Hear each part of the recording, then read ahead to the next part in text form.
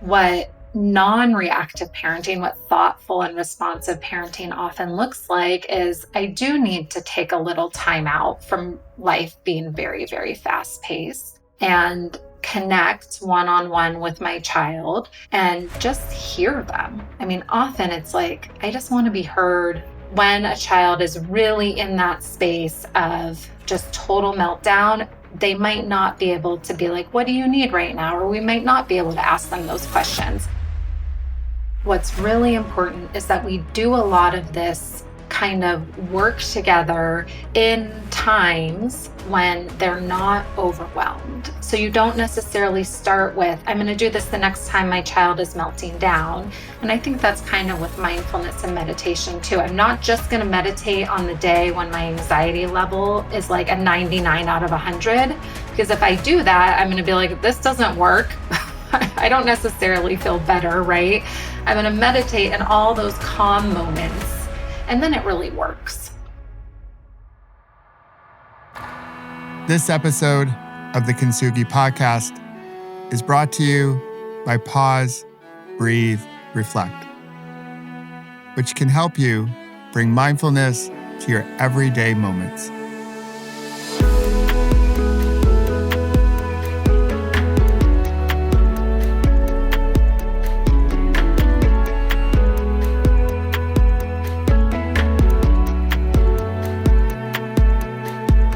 Hey there, my fellow like-hearted humans. It's Michael, and this is the Kintsugi Podcast. This week's story of connection is with a mom, a partner, a daughter, a friend. She's also a mindfulness coach, parenting coach, and author. And she's now another member of our like-hearted community. Her name is Laura Linn Knight. And in our conversation, we talk about how to become a better parent, how to become a thoughtful, less reactive, mindful parent. And when we think about kintsugi and connection, parenting is essential. Parenting can help us connect in a better way with our children. It not only can help families, I believe it can help our greater society. And when we parent in a less reactive way, it can help heal the trauma that's often passed down generation to generation.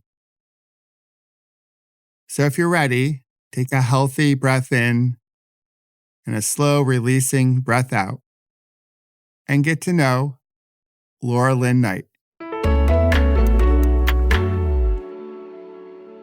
Hey, Laura, thanks for joining me today.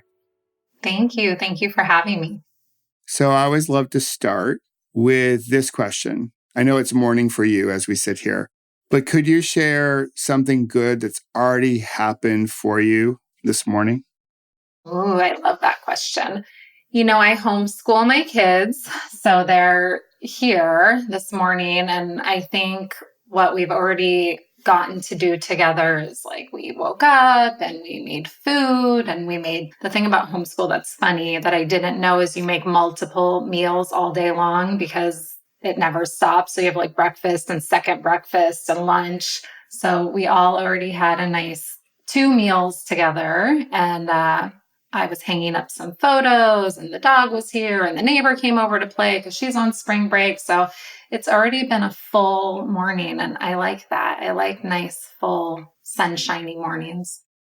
Yeah. And as we start a week that heads into spring, right? So there's a really great visual there, just planting seeds. Yeah. As you start the week with your kids, I think it's great. I think, you're not alone now anymore with homeschooling, thanks to the pandemic. It was obviously something that was happening before the pandemic. But I think after the pandemic, more and more parents are doing that just to have maybe a greater connection with their kids and offering their kids maybe different perspectives than what they would get at school. So I think it's great that you're doing that. Thank you. Yeah, this is actually our first year because I was an elementary school teacher for a long time. And I had always kind of wanted to homeschool mainly because I like to travel so much and go on family adventures.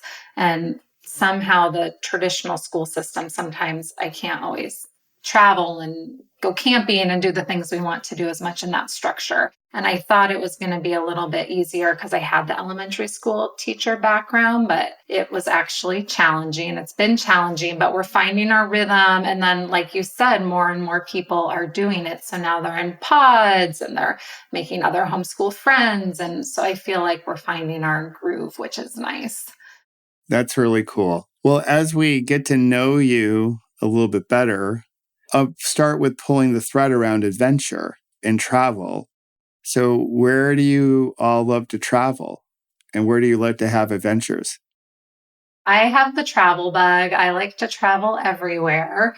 One day, my big, big dream, I don't know if it would ever happen, but if I could manifest a big, big dream, which I'm rooting that I can, it would be to travel around the world with the kids.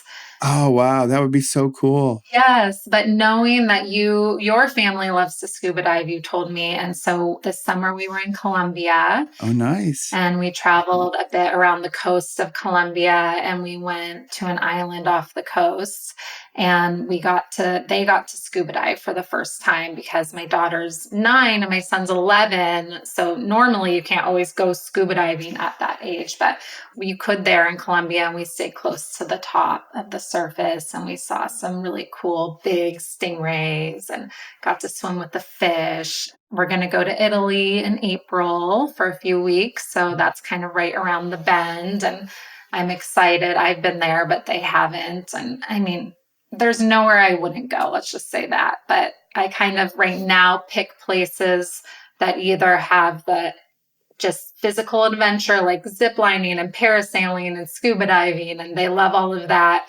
or the historical importance of, somewhere like Paris or Italy, or I should say France or Italy, where you can just dive into the things they read about in books, but they haven't necessarily gotten to see. Oh, that's so cool.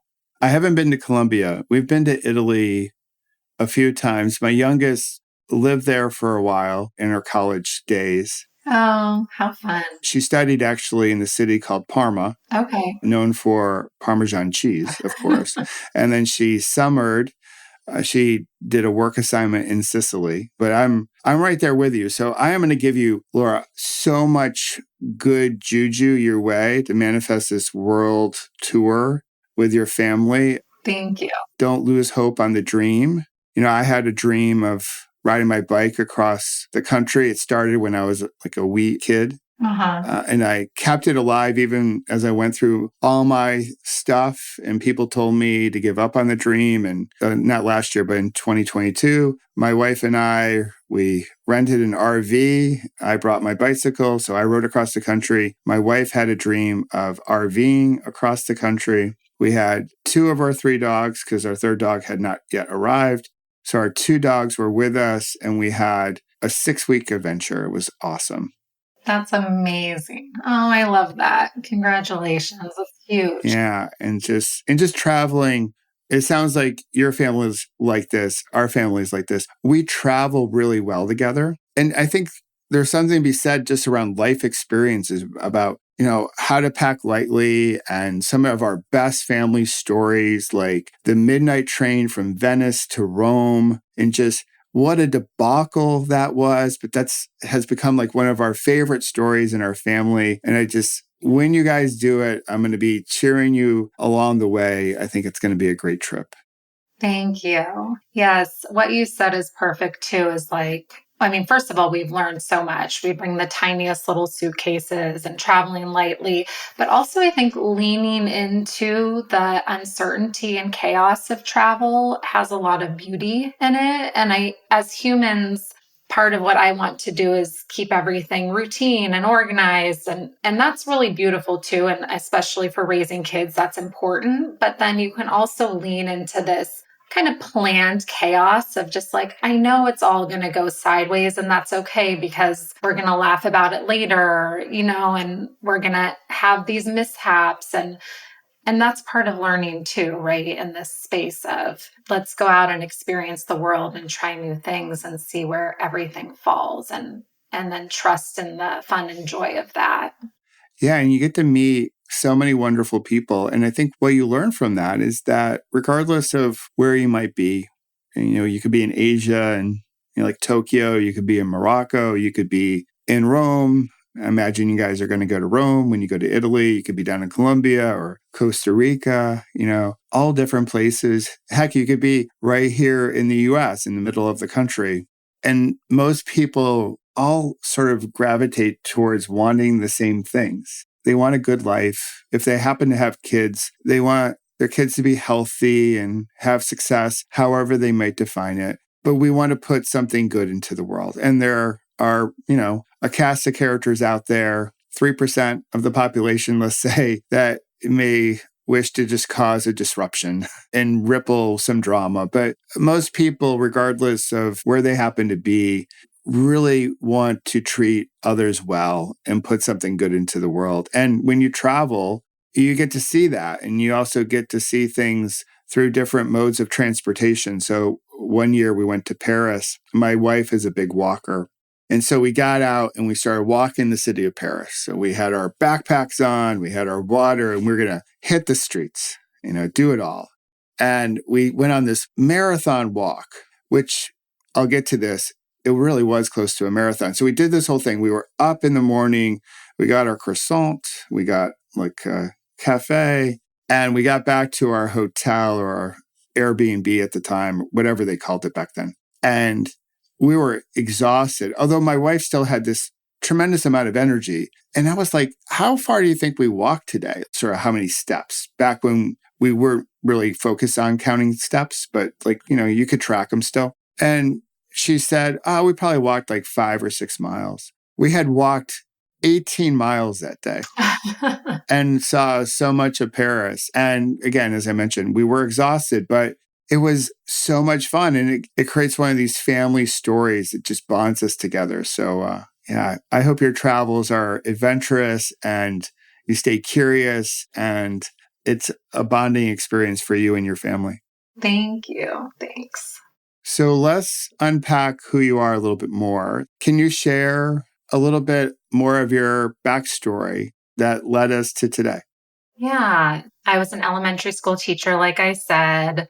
And then I had my own kids who are now 9 and 11. And again, it's kind of like the homeschool thing. Like, maybe I need to stop having these preconceived ideas. But it's like, okay, I was an elementary school teacher and I love working with children and I had always worked with children. And then I had my own 2 children and I thought like, it's going to be a little bit easier. I know what to do. I have 25 students at a time. They always listen to me. We have a lot of fun together. And suddenly I have a 2-year-old, my son is 2 and my daughter was just born. And it's like, he doesn't want to get in his car seat and he doesn't want to eat his dinner and he doesn't want to do the things that 2-year-olds don't want to do.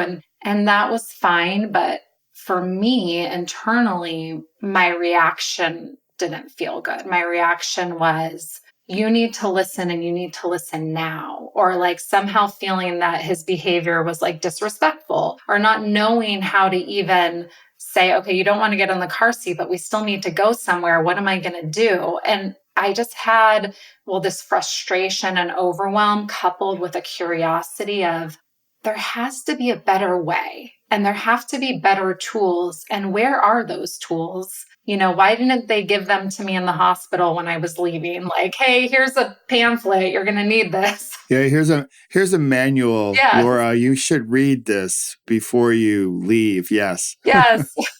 And so I started a quest of like, there has to be a better way, that I don't want to react with that awful mama yell of like, get in the car seat now, right? Like that didn't feel good or right. And I didn't want to overly bribe my children. Like, okay, if you get in the car seat, I'm going to give you a lollipop. But like, where does that end, right? I'm going to buy you a pony. At some point, I think the bribes just get bigger and bigger. As I started to research and learn more about, what parenting tools felt true for me, what was science saying, what's going on with the brain a little bit more, leaning into my experience as a teacher, but also applying that to just a different container, because home is a different container than a classroom. That led me to really want to start sharing a lot of the parenting tools that I was unpacking and discovering. And just, when you have that joy inside and you just want to kind of talk to everyone about what you're learning, not everyone always wants to hear it. So it kind of started with like, oh, I guess I could write a blog about this. And then I could send a newsletter about this. And then eventually, perhaps I could write a book about this. And that's where my book, Break Free from Reactive Parenting, came from. And that wasn't the full question. It wasn't just like, why did you write the book? But tell me about me. So I have a love of parenting. I have a love of mindfulness and meditation, which really grew out of a need that I had because I had health problems, and those health problems caused a certain amount of anxiety and fear and different things that I had to work on. And I think that's kind of my experience of how it all works, right? Like that usually it comes from these bigger needs, and then the solutions that the needs present actually turn out to be gifts. And then that begins to make me who I am, kind of take shape. That's cool. That's awesome. So there's a couple things I want to put a pin in around reactive parenting. We'll come back to that. And I will say, as a parent who has shared a few bribes with the kids, the bribes do get bigger. Although the effectiveness of the bribes don't necessarily improve in correlation to the size. So we'll get into that, and I'll share some of my gems from my parenting days when the kids were younger. Now my girls are 23 and 26. So we've gotten through a lot of those terrible twos and the teenage years and all that jazz like that. But I do want to ask, because this is a show about connection. My wife and I love a good, hey, how did you meet your partner story? So if you feel comfortable sharing, how did you and your husband meet? Oh, I wish we had a really good story. We don't have a great story except for we had a friend, like a mutual friend that was like, you guys should meet. And so he met me at a coffee shop. We lived in Marin County and in the Bay Area in California. And so I was talking the day before. I had been in San Francisco with some of my guy friends. And I said, this friend is introducing me to this other friend. My husband's name is Tyler. He's introducing me to Tyler, but the other friend's going to come with us and have coffee. So I didn't know if it was a date. I was really confused. And my guy friends were saying like, yes, it's definitely a date. And I'm like, but maybe he just wants to hang out as a friend at coffee. I'm not really sure. And so anyway, we went and we had coffee, and I was 24 years old and he was 25, and just immediately, had that intrigue of wanting to hang out more and spend more time together. And it turned out he did want to go on a date with me. So that was that's cool. That was a win, and we've been together since. That's pretty awesome. I think that's a great story. Come on, that's really okay. Like the whole mysteriousness of it. Is it a date or not? And the fact that you had other guy friends to tap into to say, okay, let's be real. Like, give a guy perspective. That was a total date, by the way. I would have given you the same advice had we known each other back then. That was a total date. And I love it. And just, you mentioned Italy too, just like the whole concept of a coffee shop. I know they're ubiquitous now. And we're like, oh, it's just part of life, like going to the coffee shop. But there was a time, we humans here in the US would never go, there was no such thing as a coffee shop. Yeah. We wouldn't go to such places because they didn't exist. So I just love the community aspect of a coffee shop. And you just don't know like who's showing up there and what their story is and why did they appear. I think there's like some richness in all of that. So I think it's really cool. And I think it's an excellent story to tell. Oh, thank you. Appreciate it. How you met your husband through a coffee shop and a mutual friend. That's perfect. I do very much believe that the universe works in beautiful ways and gives us what we need. And I believe in coincidences and opportune timing and all of that. And so that part of it, I love. Just, the friends, like, I don't even know that friend. Like, that was just such a brief friend. He was like a friend of a friend of a friend in history. And I can't even remember his name right now, but he just happened to be right there in that moment for us all to go have coffee together. So that is fun.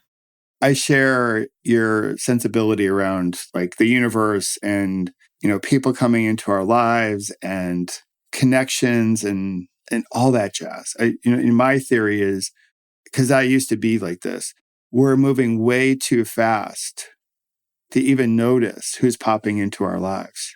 And so when we can practice being mindful, that aspect of mindfulness about being aware, then we're like, oh, wow. We start to see more.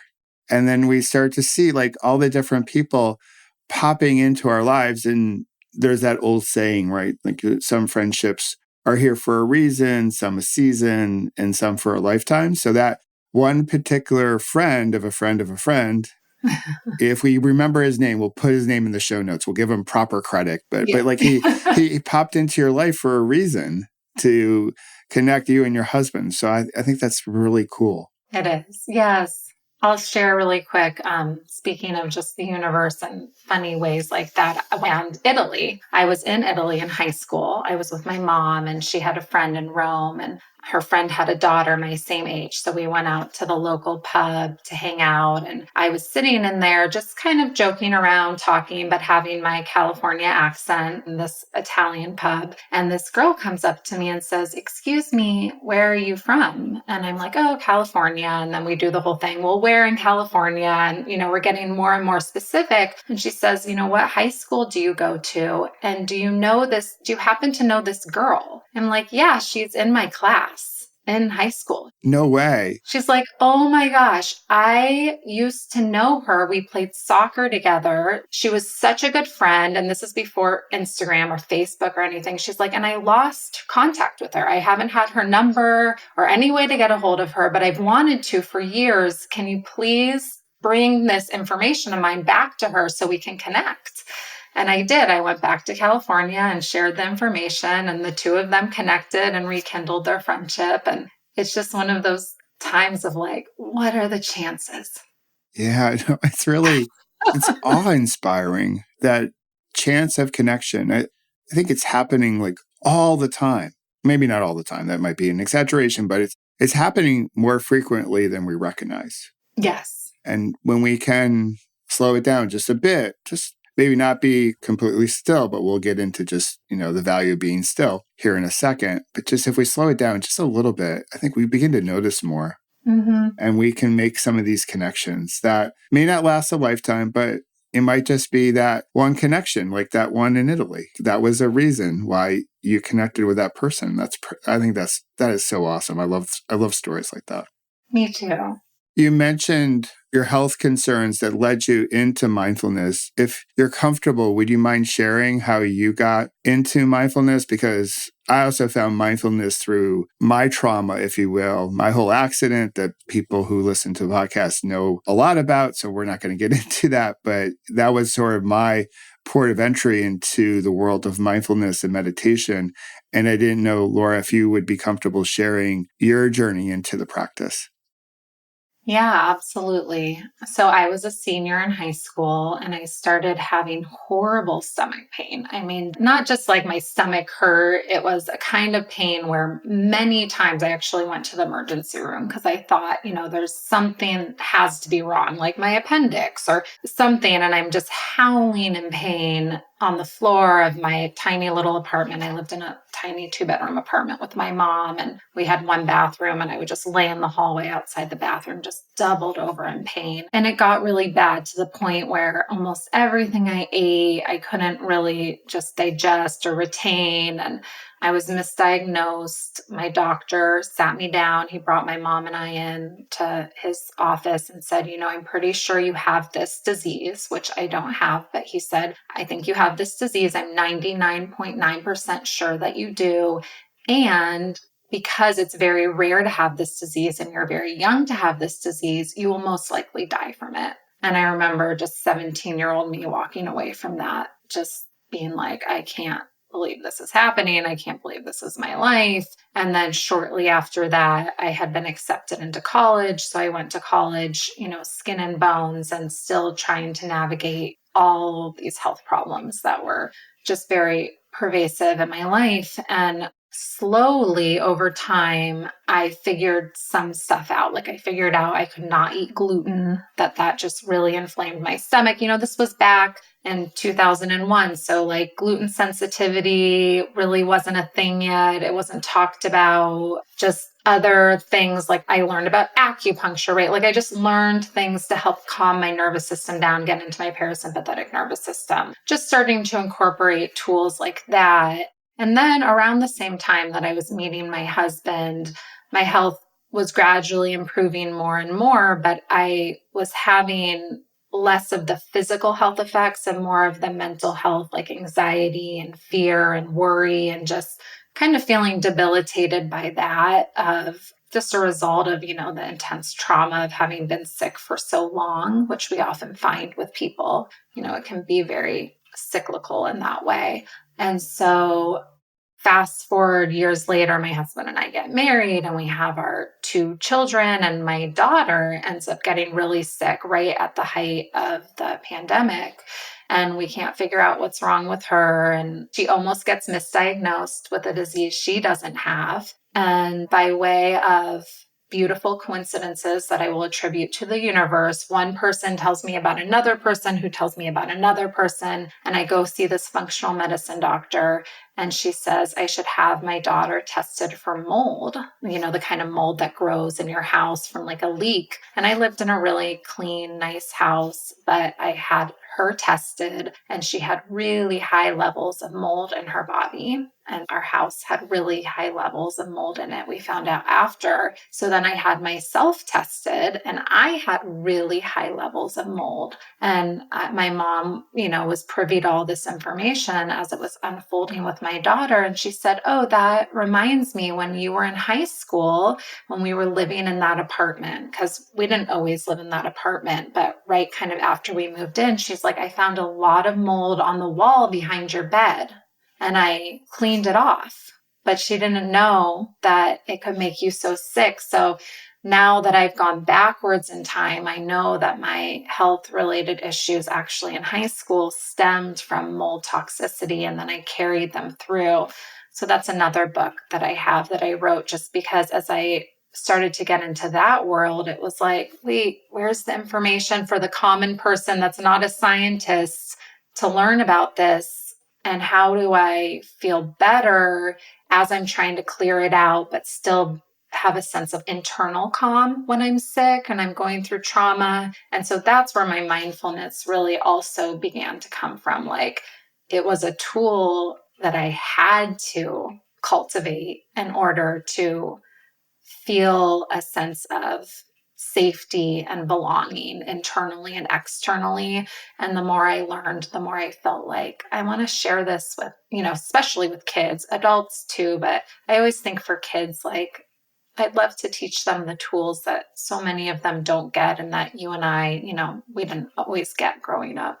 Yeah, none of this, like what you just shared, I was ever exposed to when I was growing up. Like the whole concept of mold, like that was not something that you talked about. Before 2000, almost like before the internet, I was just joking with a friend over the weekend. We had to get together and we were talking about like old encyclopedias that my parents used to buy at the grocery store. Like each week, a new volume would come out. And that's, basically how we learned things, going to the library at school or the public library. But there wasn't any internet. We didn't know about, say, acupuncture. I didn't know anything about mindfulness when I had my accident, except I had heard about it, obviously, maybe through like the Beatles. And I've always been a big music fan, so they seem to be into it. But I just thought it was like a hippy dippy type of thing. Like, no serious business executive would do such a practice. So all the Eastern ways of healing, I just didn't have like any familiarity with them whatsoever. I was pretty much a Western medicine kid. My mom was a nurse, so if something was wrong, it would be, we're going to the doctor. So I feel for you going through what you had to go through at such a, in a lot of ways, a fragile age, being, a teenager and getting that type of diagnosis and then what the doctor shared. It had to be traumatic. And of course it was. And then, taking that into college. And then as a parent, also now seeing your daughter getting sick, that must have been a heavy burden on your shoulders as well. It was. It was really heavy. And I'm really grateful I had a mindfulness practice to lean on, because I think going through our own trauma and our own health problems is absolutely devastating. And it's not even to compare it. But for me, it was one thing to have to navigate my own internal process, and then to have a child be sick and have to navigate their process was just, that same pit of despair that I felt as a 17-year-old, of those days where I'm like, how am I going to do this? Like, I don't know how to function. This wasn't my plan, right? This isn't how it's supposed to be. No, it wasn't. Not in the script, right? Like, I'm following the script. I'm trying to be a good person, follow the rules. Yes. And then the universe gives us this curveball. And yeah, as parents, we want to protect our kids. We want them to be healthy. We'd throw ourselves in front of a train for them to protect them. So yeah, when we see our kids sick, it's a different emotion. It's a different experience altogether. Now, Yes. I get asked this question a lot through my experience. People ask, how do you feel about it now? Do you see it as something that happened to you or happened for you? When you look back at your experience, how do you look at it current day? Because it did expose you to a lot of practices and a lot of information that you weren't previously exposed to. Yeah. I don't know if I wish, but it sounds nice. It sounds like ideal to say that I would just go through life and everything would be fine. And I would just become interested and push myself to learn and grow in these, ways, but not because of pain. But that's not my experience. My experience is that I get presented with a certain amount of pain because life is lifey and life unfolds how it will. And in that pain is always an opportunity to grow. And that core truth feels very real for me today. And I will say that I am grateful for my experiences. And even with my daughter, I can see, she's much better. She's gone through this. Do I wish her that she had to go through it at a young age? No. Is she learned a lot? Yes. Like, she has a lot of empathy and compassion that was cultivated through that experience. And also, she has a really unique relationship with the universe also at 9 years old that I didn't necessarily have. And she can do her own breath work. And, she has a whole bucket of tools that I know she can lean on throughout her life. And so that's the good that came out of it for her. That's good. So yeah, I think we don't always want it, but pain is definitely a motivator. And for me, like, as long as I keep rising and learning in the pain, that's what's important. Yeah, I think you get experiences in life that I think Buddha may have also said, life is lifey. That was his original saying, and it got translated in there's suffering in life. But I prefer your version, Laura. Life is lifey. It just, things happen. There's suffering, there's pain, there's disappointment, there's irritation. And through all those different moments, if we can have a relationship with it where we're not pushing against it or denying it or trying to numb the discomfort away, there is the potential at least to grow from it. And so that's what I hear from your story. So thanks for sharing that. That's I'm again sorry that you had to go through it, but I'm glad it's been a source of growth for you, as a person, as a parent, and also for your daughter. How cool is it that a 9-year-old knows breathwork patterns? I think if there's any bit of hope and optimism for the world, right there, we've just captured it, because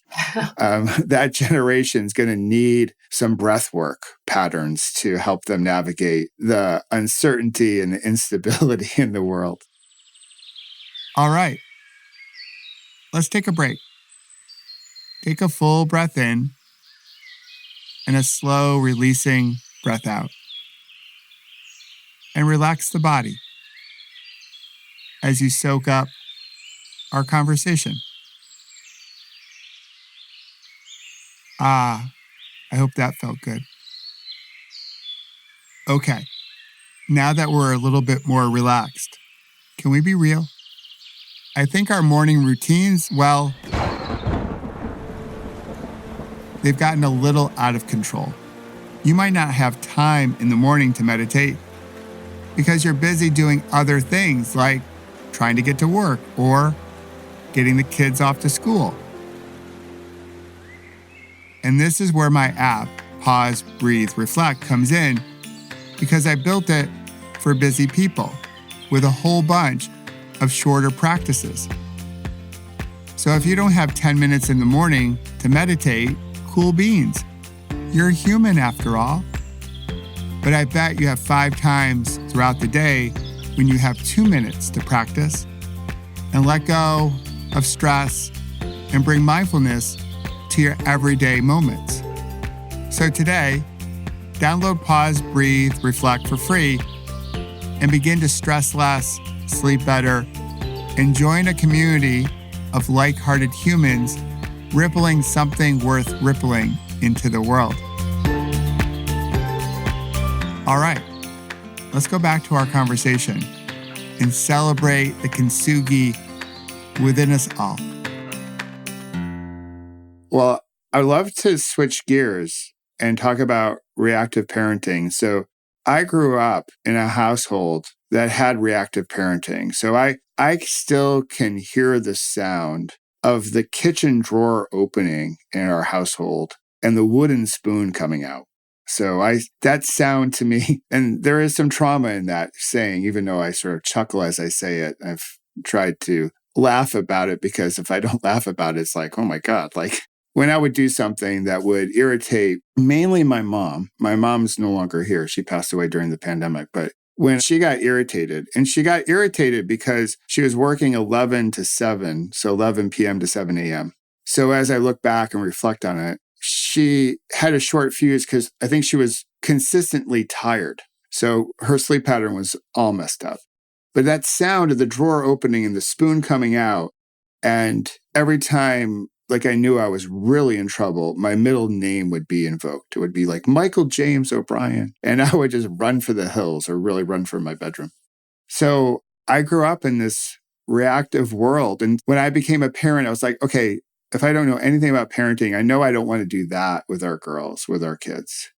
But I didn't know the whole concept of reactive parenting. And we see this all the time, that we tend to snap or blow our fuse, if you will, or yell with the people that we love and care about the most, with our spouse or our partner, with our kids. We keep it all together at work because we know we got to keep it all together. We bottle it all up. And then we get home, and some of us that work at home as well, if the conditions are just right, we just blow our top, which comes into this whole topic of reactive parenting. So for those that don't know about it, I was hoping you could just give us sort of the lay of the land, like first start with like, what's the definition of it? And then we can unpack it a bit in terms of like what may cause it, some signs of it, and then finally what we can do about it so we can become better parents.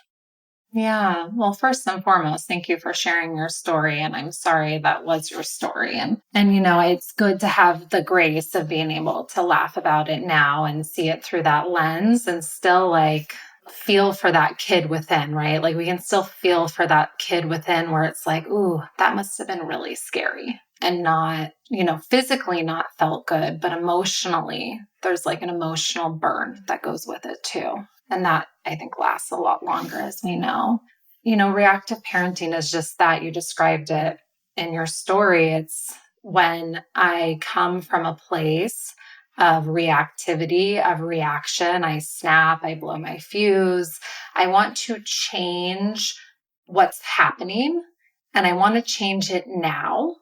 And I'm going to do whatever I need to do to make it different. And so we often think of it as the like, get out the spoon, get out the belt. That happens less now. Now it's more common to hear of a spank, or, just the threats or the yelling that goes on in homes.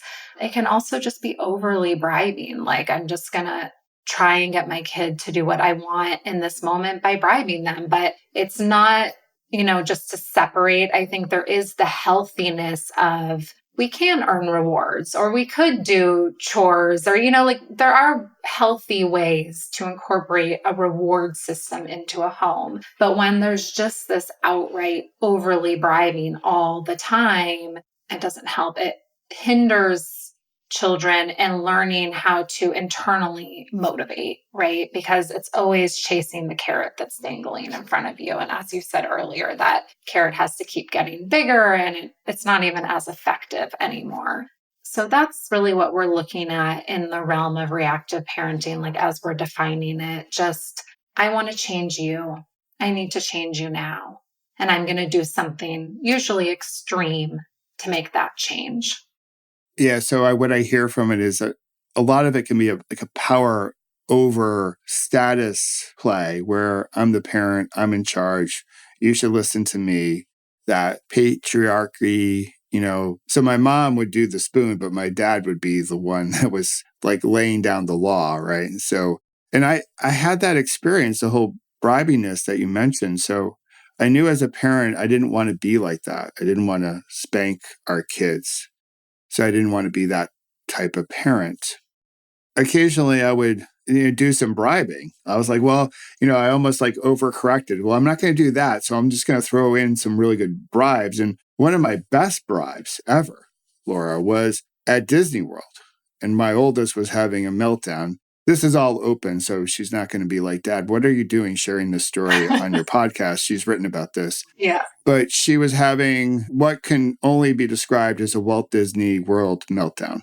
For a variety of different reasons. She didn't want to go on the ride. We wanted her to go on the ride because we wanted to go on the ride together as a family. She didn't want to do it, yada, yada, yada. And I say, if you go on this ride, when we get home, you can have a ice cream sundae every night for a month. So this was big. Like I took it up to 11. Like it wasn't just an ice cream sundae that night at Disney World. No, it was a month of ice cream sundaes. And after I said it and she accepted and we all went on the ride and everything was happy, I was like, how am I going to pull this one off? Like we had to buy like a lot of ice cream. Yeah. But that moment too was like, all right, there's got to be a middle way, right? So, you don't want to spank your kid. You don't want to pull out the spoon and have that trauma. But this whole bribing thing wasn't really all that effective either as a long-term strategy. So we had to find a middle way. And that's what we started working on as a family. But for folks that may be listening and they're like, okay, I don't want to be a reactive parent. I also don't want to be a bribey parent. What are ways for parents today? Because there is so much happening in the world. Like life seems to be coming at us at 1,000 miles an hour. And we've talked earlier about just slowing down and seeing, but there's a lot of pressure and a lot of complexity that we may not have grown up with, years ago. How can parents get better at this and being less of a reactive parent? And maybe, I'm not sure you use this language, but more of a responsive parent or a thoughtful parent. Yeah, I love that language. Going back to that example at Disney World, and Disney World's kind of, I actually haven't been to Disney World. I've just been to Disneyland, but I assume it's similar. And it's the same rite of passage as parents. Like it's just some great stories, but not some of the best parenting stories. Yeah. Yeah. And it's kind of just this perfect world. It's a perfect container for these epic meltdowns for parents and kids to have. And some of our tools don't even work there because everyone's so out of their mind by that point. No one slept. Everyone's eaten way too much sugar. They're just overstimulated in every way. But just to hone in on that example of getting, an alternative way is like I get down with my child at their level and I'm looking at them eye to eye and I say, you're really scared to go on that ride, huh? It sounds like you're really, really nervous about it. And most children are like, yeah, I don't want to go. Like, I don't know what it's going to be like. And then all of a sudden there's an owning of, I'm here. I understand your feelings. What's the solution? What's the solution we have? Like my daughter, we recently were in Disneyland. She didn't want to go on the Incredicoaster. We all wanted to go as a family. And it was, I hear you're really scared to do that. How can I help support you in your fear? What does that look like? And is it possible for you to be brave on this ride, for all of us? And she was able to say, because you can't even sit next to each other on that ride. So she's like, okay, if I sit in front and I have your arm kind of near me and we come up with this plan and then she's owning it, right? She's owning that experience and she went on it and it was okay. Is it her favorite ride? Absolutely not. Is she going to go back? Perhaps not. And then again, we all wanted to do Guardians of the Galaxy, and that was a hard no for her. And that's okay, right? I can respect that hard no of like, you're not ready for that ride yet. And so if we take that microscopic example and kind of zoom out, what non-reactive parenting, what thoughtful and responsive parenting often looks like is I do need to take a little time out from life being very, very fast paced and connect one-on-one with my child and just hear them. I mean, often it's like, I just want to be heard. I'd like a hug. I mean, my friend, she's a therapist. We always joke because her sister is like one of my best friends too. So she sees how we are. And she's like, you two are the only parents I know that are constantly asking your kids if they want hugs. It's like, because sometimes that's so all it is. It's like, would you like a hug? And they just kind of melt into you. And it's not just for little kids. Like, even I will say a lot of the tools I use with my husband, I use with my partner. It's like, hey, you're really upset right now. And even though you're kind of upset with me, do you want a hug? Like, I'm right there with you, Laura. Yeah. I'm like, who doesn't want a hug? Given yeah. all the crazy of today, like, I think we need a collective, like, global hug. We need something. We do. And some kids, sometimes I'm on podcasts and I'm talking to people and we're talking about kids who do have sensory sensitivities and they might not want a hug. And I respect that. And it's like, so then it goes from a hug to, do you want a high five? Do you want a letter? Do you want me to write you a note? Sometimes my child doesn't want me to give her a hug even. And it's like, well, can I write you a note? Just tell you how much I love you? Or can we write out our feelings? And I will say to like the person listening to this that might be thinking, that sounds so fluffy. When I first heard it, a lot of it sounded fluffy too. But what I have found and what we really are talking about when we think of like the science of the brain and the way our nervous system is built is like, we're just helping our children go from their sympathetic nervous system, which is like going really, really fast, into their parasympathetic nervous system, which is like putting on the brakes in a car and just slowing down. And when we remember our child's brain and we kind of step back and we know that there's this really important part of the brain called the prefrontal cortex, and it's not developed for children until they're in their early 20s, they don't have this like ability to always rationalize with us. Even your 16-year-old doesn't, right? Because it's just not cultivated yet. So instead, I like to think that I'm coming in and I'm kind of acting like a prefrontal cortex. Like I'm just scaffolding it for my kids in a way so that they can feel successful and learn tools and actually learn the habits and values that I'm trying to cultivate to begin with so they can grow up and take that out into the world. But if I can't make space to teach them and I'm just reacting from their, misbehavior, I'm not changing anything. It's like, how does that 4-year-old grow into the 14-year-old to the 24-year-old to the 34-year-old that you want them to be if we don't take time to really teach in a way? And I think sometimes as parents, we forget that that's part of our job. I love the imagery, Laura, of the scaffolding, like just in almost using your energy as a way to bring the moment down a bit, to downregulate the moment. I know you're an animal lover. You have dogs, and as do we. But in the dog world, there is a saying, your energy travels down the leash. So my wife does a lot of dog competitions. So our dogs can pick up on her energy. So before a competition, if she's anxious or worried, they can pick up on it. Their demeanor, their behavior starts to change. And again, to be clear, I'm not comparing dogs to children, but just the whole concept of dogs don't have a prefrontal cortex either. And, you can have a dog that's all hyped up. And if you can just change the environment ever so much and help them downregulate, all of a sudden a dog just sort of sitting beside you with a lot of calm. And they can do that pretty quickly. And I think for us as parents, when our kid is having a moment, their temper is being displayed, we often add fuel to the fire. We add more fuel to that moment by also reacting. So now we're upset that they're upset. Where if we could just take, this is going to be a page out of my own book, a moment to pause, take a breath and reflect. and show up with a different type of energy, we can now help our kid, our child, downregulate. And one of the beautiful things that you shared is just through questioning, almost like you're co-creating what the path forward's going to be by saying, hey, like, what's called for now? Like, what do you want? How can we make this so it feels good for you? Because I think at the end of the day, we all just want to be heard and seen and loved. When we can make that connection through questioning and just slowing our pace down a bit, then it changes the energy of almost every situation. So I love what you just shared. It's like the imagery of it is perfect. I think it's a really good takeaway for us parents. Yeah. And I want to just follow up on that. And there's a few things that came to mind, but one is to say, like, by no means, even though I teach it, I write about it, I practice this, I still react, right? So for anyone listening, it's not that I think you and I, Michael, are saying this the same. Like, this is not a perfect solution all the time. And I don't always come down to that level.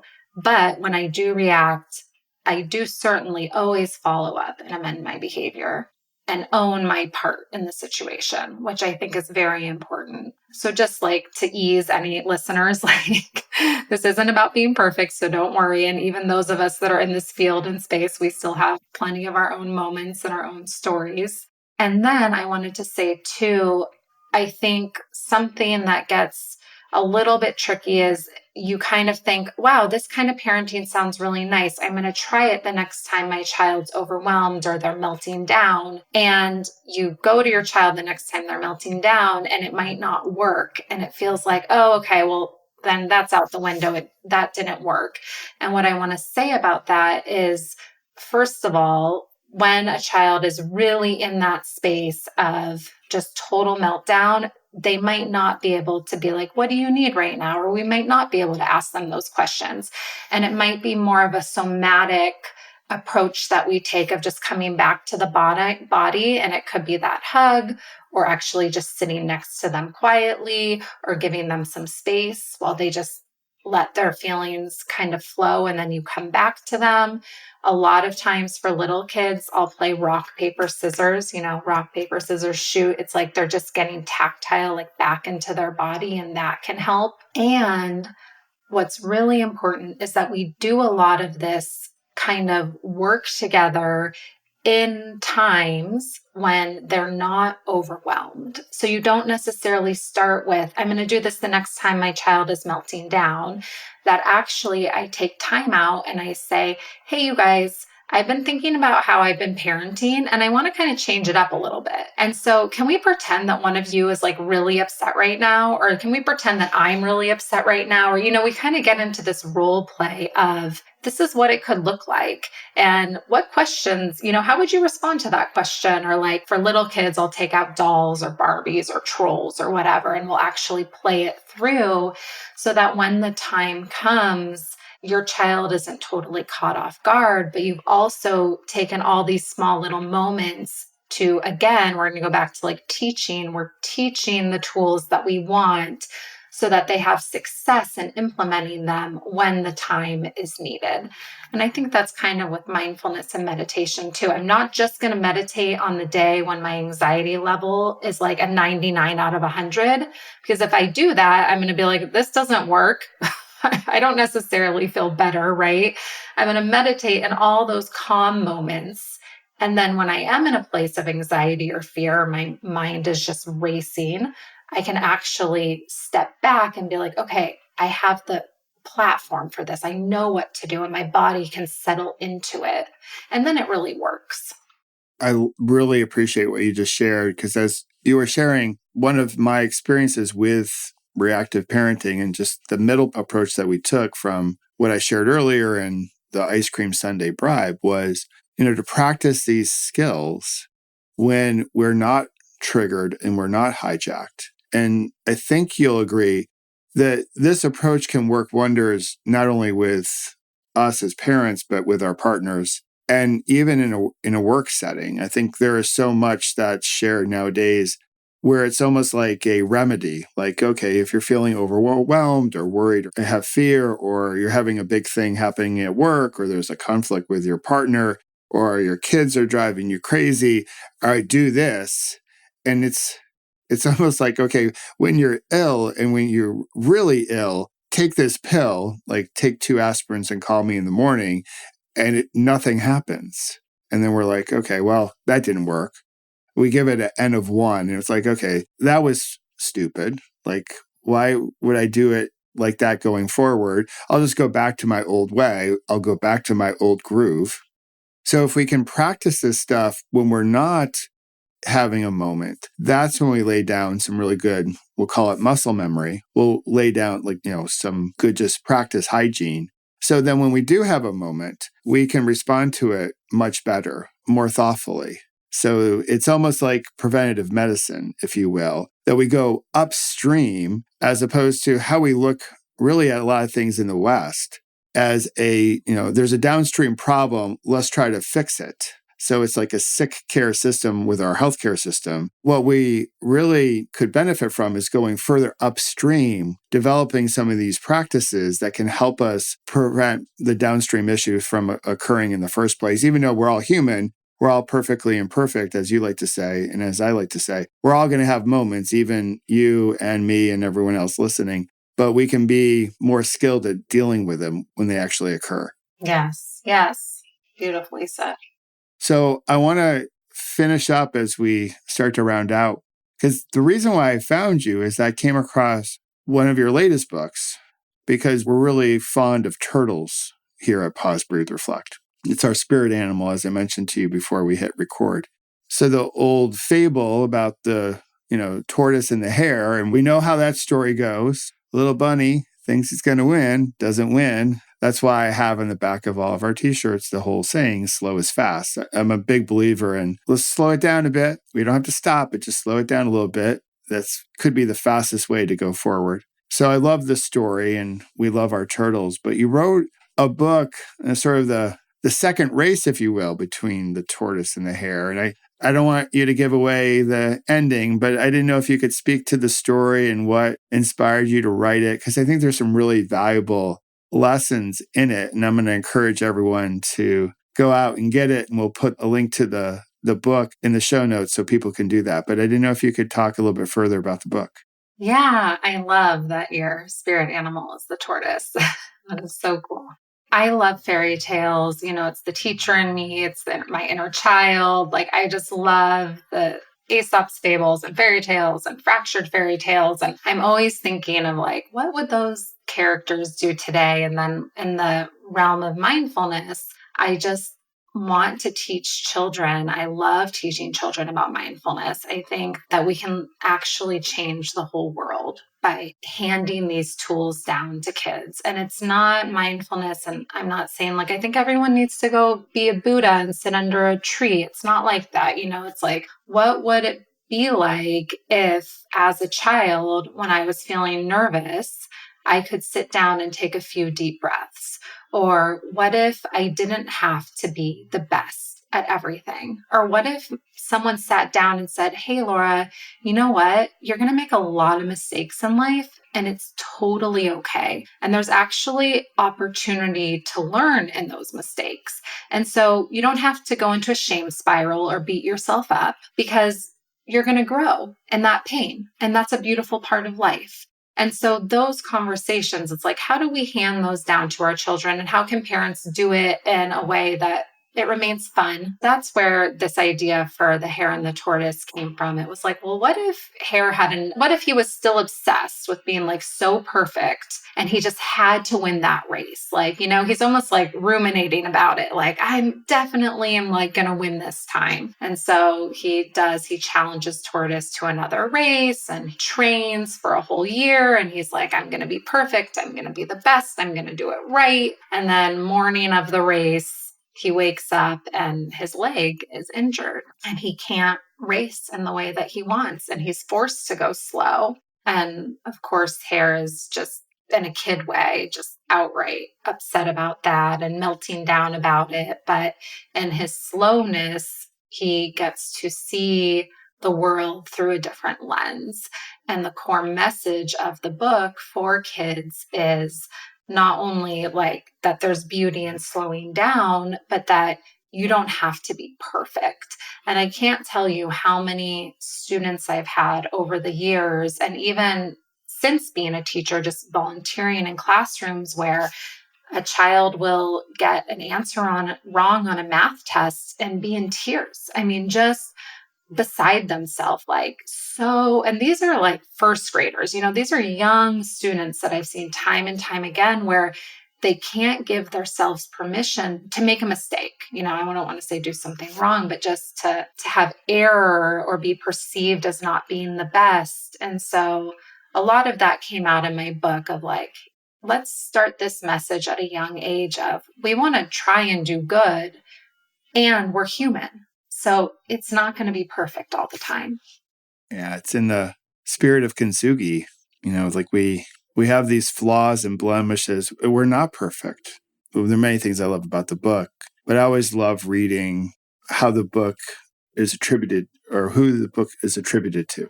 And so I think it's your kids where you write in and you let them know that they're perfectly imperfect. And I'm like, it's like such a great message to learn when we're young, because whether it's our parents or peers or society or social media, and the list can go on, we feel like we have to be perfect, whatever that looks like. But we feel like we can't make a mistake. We can't have a blemish. We can't show our scars. And so through Kintsugi, we learn that actually our scars, those golden symbols, that is beauty. That tells a beautiful story that we're going to trip and fall and stumble like the hare. We're going to have some races where we're going to lose, and we're going to have some times when we're going to get hurt, and we're going to have some times when we screw up in a royal way.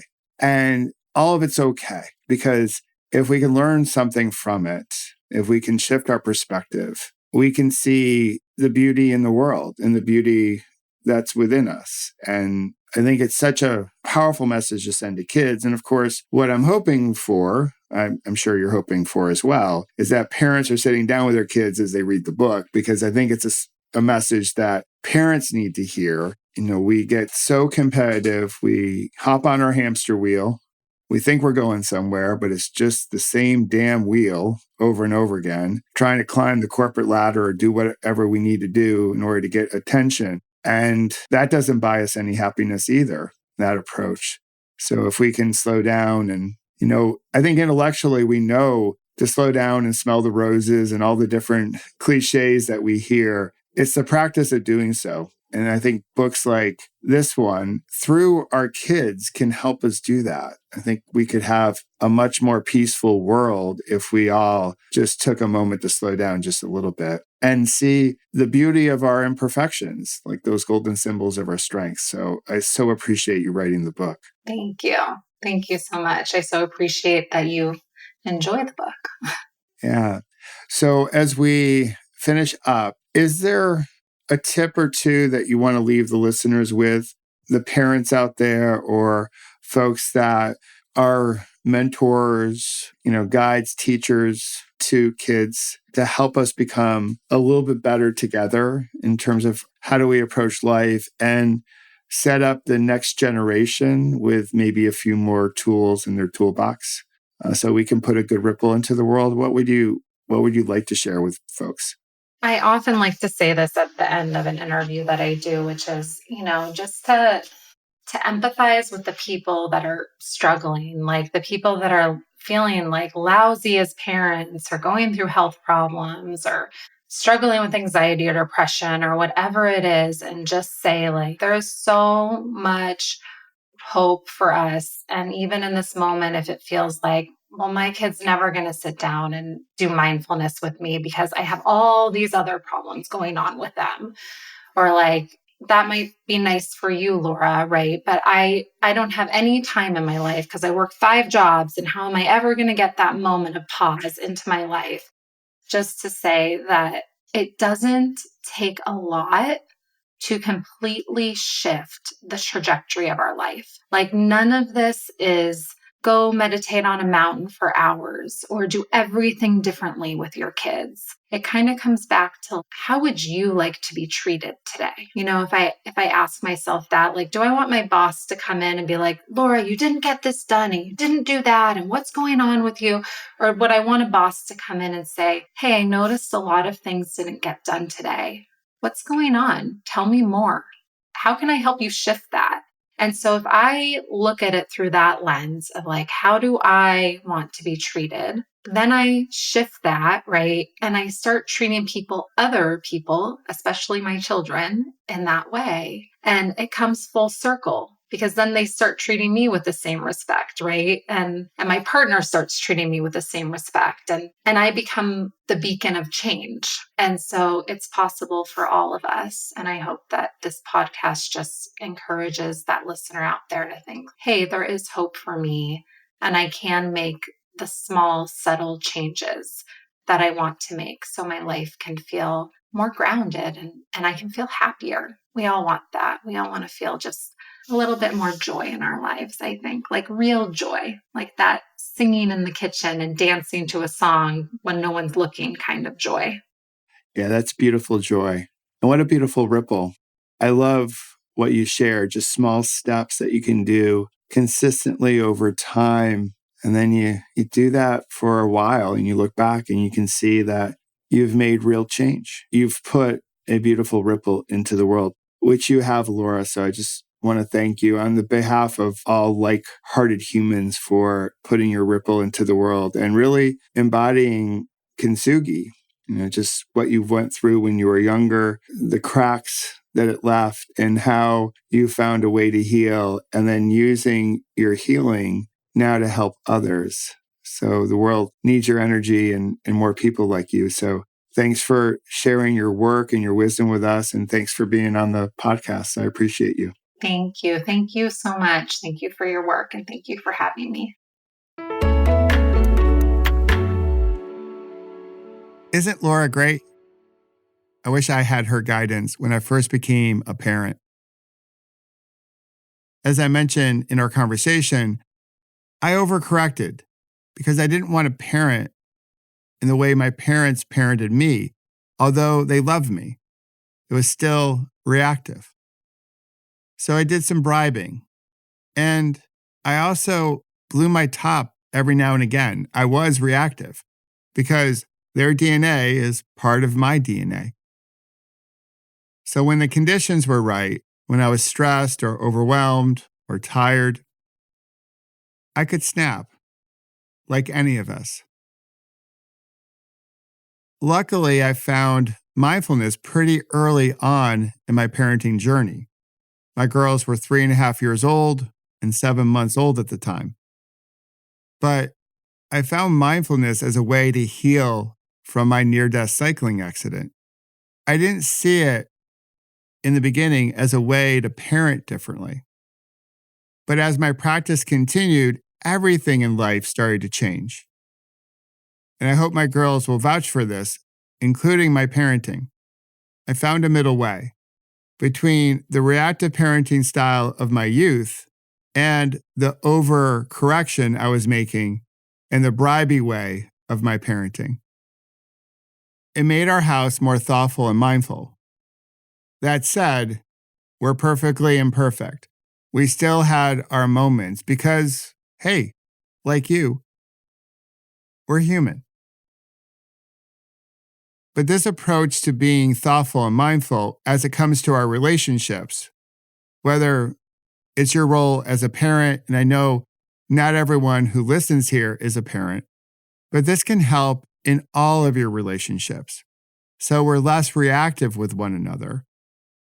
It can help us form stronger connections, and it can also help us heal some of the past trauma that we've all experienced in different ways. So I hope you'll try to incorporate more mindfulness into your parenting or into your relationships and see how that changes how you show up in the world and what kind of ripple you put into it. As you might know, we love to do a short practice based on our weekly stories of connection. This practice, based on what Laura has shared with us, is about imagining ourselves as a more thoughtful parent or a more thoughtful friend. So if you're ready, let's settle into a comfortable posture. You might be driving or walking. If that's the case, please keep your eyes wide open. If you're lying down or seated and not moving, you may wish to close your eyes if that makes you feel a little bit more comfortable. And we'll drop in. We'll begin with a few healthy inhales and nice, slow, releasing exhales. Allow yourself to come into this moment, settling in and arriving.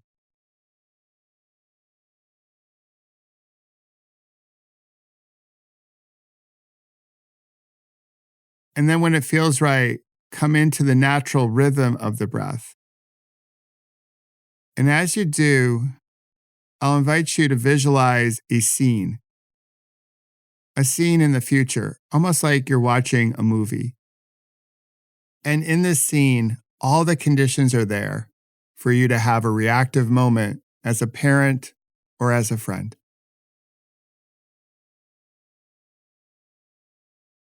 You might feel emotions like overwhelm or worry or anxiety. You might feel stressed or tired. Bring to life in this scene all your different feelings. Really bring some clarity to this moment. This is a moment when you would usually react.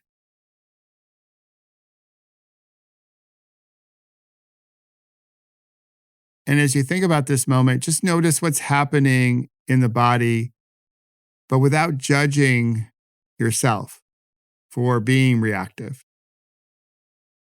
We're simply noticing right now. And now we're going to change the script. I invite you to begin to see yourself in this scene, in this moment, as a more mindful or thoughtful or responsive parent or friend. Begin to see yourself acting and being in this way. And as you do, begin to notice what's happening now in the body or what thought may be bubbling up in the mind. Begin to see yourself this way, as a responsive, thoughtful parent and friend. How do you wish to be?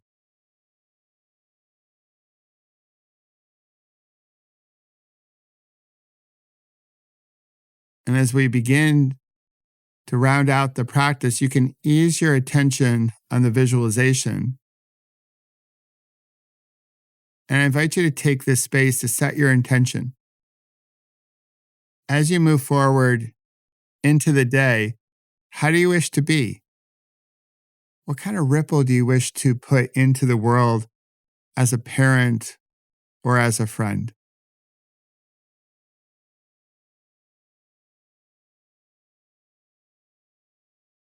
All right, nice job. When you feel ready, you can open your eyes again if you've had them closed and perhaps wiggle those beautiful fingers and toes. If you like, you can further your reflection on becoming a more thoughtful, mindful parent by journaling about it or talking with a friend about your intention.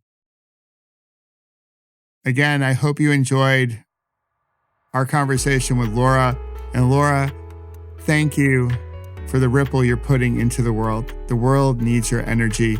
You embody our Kintsugi spirit. So thank you. And keep rippling something worth rippling.